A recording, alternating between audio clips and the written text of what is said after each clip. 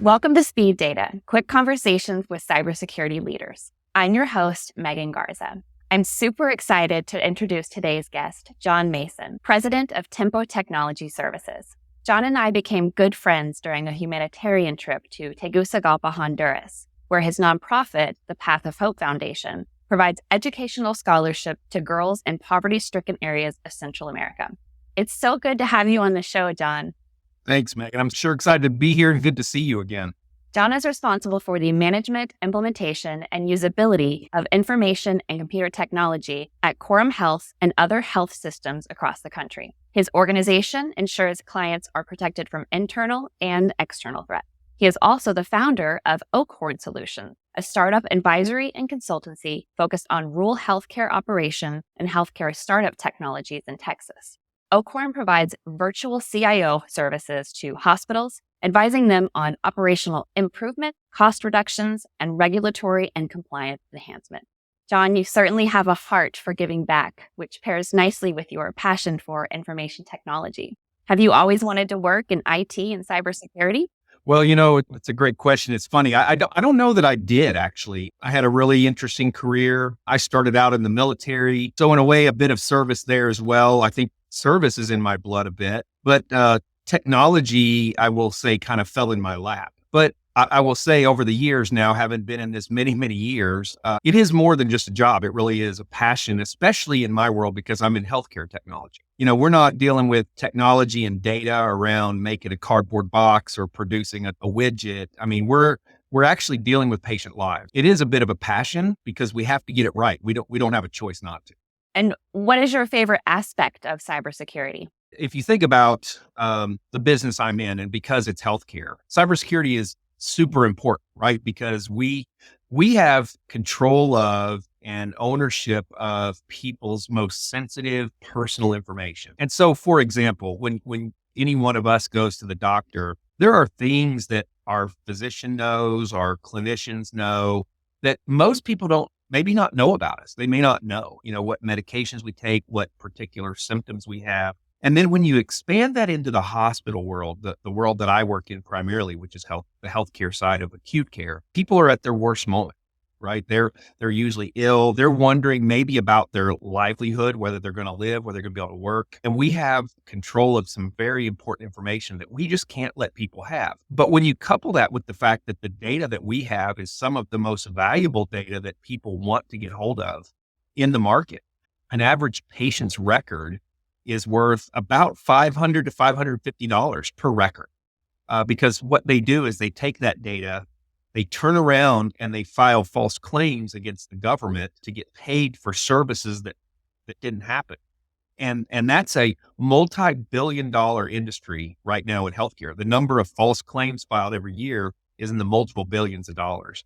So from a passion perspective, not only is it important to me because we're caring for people that might be my mother or your daughter or whoever it might be, we also know that people are taking huge advantage of all of us when they steal that data. It really is a bit of a passion. It's like I say, it's not like I'm just in a manufacturing job where what we produce is important. This is people's lives. It really is different. Yeah. And you mentioned you've been doing this for a long time. So how has the threat landscape changed since you began your career? Oh my gosh, it has changed so much, Megan. 30 years ago, you worried about a virus, right? Someone puts a small virus on your computer and they mess with you a little bit.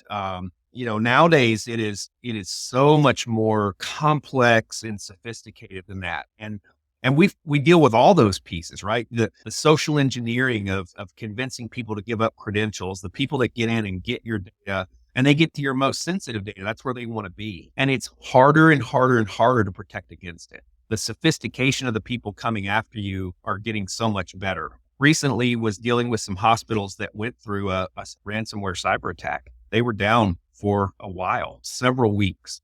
And it's not only disruptive because that data potentially is stolen, but it's disruptive because now you can't really treat the patients like you did before. So the level of sophistication and the level of pain that they produce on people that are victims of cyber fraud, cybersecurity incidents is just so much greater. It has grown exponentially. And unfortunately, I think it's just going to keep doing that. I think it's going to get worse. So the exploits and technology has gotten greater and the impact has gotten more significant. Much more. That's right. I mean, the dollar figures that you're dealing with are just so high. It's staggering. And is that something that you worry about, that keeps you up at night, or what type of data breach or exploits do you worry about the most? There's so many out there, of course. The one I worry about the most is really the one that's most prevalent right now, which is the ransomware. In many cases, ransomware isn't about taking your data. It's really about extracting a payment from you to give you your system back. And the reason that one worries me, especially in the healthcare space, is it does impact day-to-day care, right? They can literally harm a patient because a physician can't get to the system to know what medications they're taking. The other one that you often don't hear much about, but is out there very much and very real, is the ability for bad actors to now get in your system and not only worry about your data, but start having control of all those peripheral devices. Example of that might be an IV pump. You have an IV pump and all they have to do is push a button and they can inject you with a full amount of something instantaneously versus a slow drip. It can kill people. They could go into your electronic health record and swap out medications on people, randomly mix it up, and you start giving medications to people that are inappropriate. So it's really dangerous stuff. And that's the stuff that keeps me up. You don't want to lose the data. You want to protect it. You don't want to go through data loss for sure. But number one is keeping them out of the system completely so they can't mess with the operations, I think. And, you work in technology. You are aware that we have kind of an acronym soup in cyber. What do you think is the most important acronym? I know there are many in security today.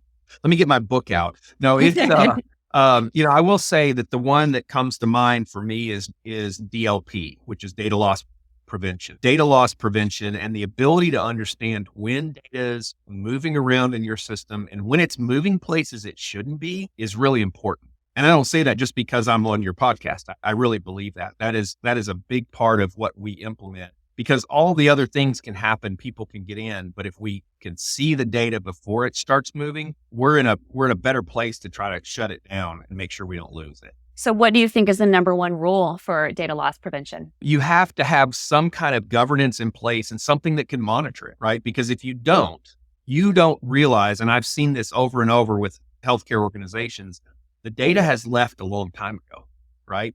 And no one ever noticed the exfiltration of the data. And sometimes it's not in little small pieces, it's in large chunks of data, but no one knows it.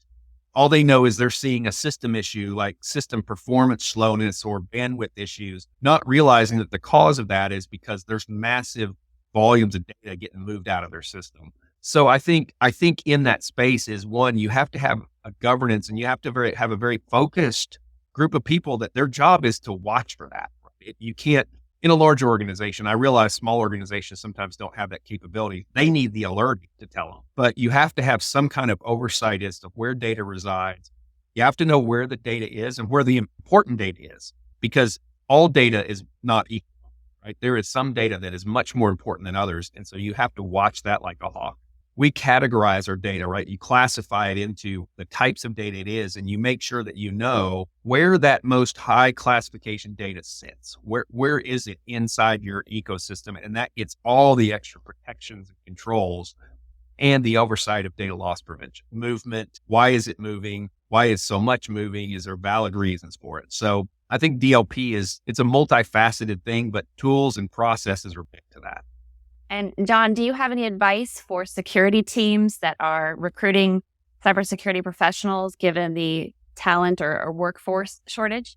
Yeah, that's a good question. It's a tough market right now. People have a lot of opportunity to go to different places, and there's a lot more demand, right, that they're bringing to the table on flexibility of hours and things like that. What I would tell you is the cybersecurity space is not a place to try to shortchange yourself. And so, although the prices are high and all businesses have to think in terms of, I got to get the best talent I can for what I can afford, I will always tell you, spend a little more than you think you can afford in this space, because what you don't want is people who are either uncommitted and are going to quickly leave for the next dollar. And you want people that that are there for you. Be flexible in what you hire, but demand excellence and hire up is what I would say. I feel like I might know the answer to this, but I'm going to ask anyway. If you weren't in cybersecurity, what would you be doing?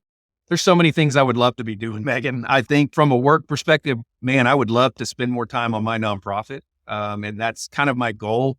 At some point, I'll be out of this and be able to go spend more time there. And frankly, I wouldn't mind having a fly rod in my hand out west somewhere in Idaho too. So, no, really, I do love this work, and it's not what I started out to do. Certainly wasn't my degree, but I think what I found is a nice mesh between service and technology. I often joked with my wife early in my career that I wish I had a job where I could ride around in a truck with a pair of jeans and a laptop. And I never figured out what that job is yet, but this is pretty dang close. Well, it was great catching up with you today, John. I look forward to hopefully seeing you soon. As always, if our audience has any questions they'd like asked during a future Speed Data episode, please email me at pr@varonis.com. Thanks, John. Thank you, Megan.